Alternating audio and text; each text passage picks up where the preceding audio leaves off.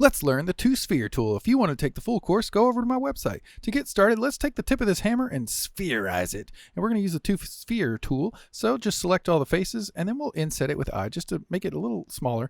Then let's do two-sphere, and let's spherize it just by clicking and dragging. But that doesn't look like a sphere at all. So instead, what we need to do is add more geometry. So I'm going to go to Edge, Subdivide, and let's subdivide by maybe 2. That'll give us a lot more lines and polygons to work with, but instead I'm going to delete them. Then what we're going to do is select those edges that we just made, because now we have a lot more pieces of geometry and a lot more edges so that the sphere tool can actually do its dang job and make it look like a sphere. So now if we do the sphere tool and click and drag, watch this, woohoo! Now it looks more like a sphere. Then we can just hit F to fill it in, and looky there, we've got a little hammerhead thing.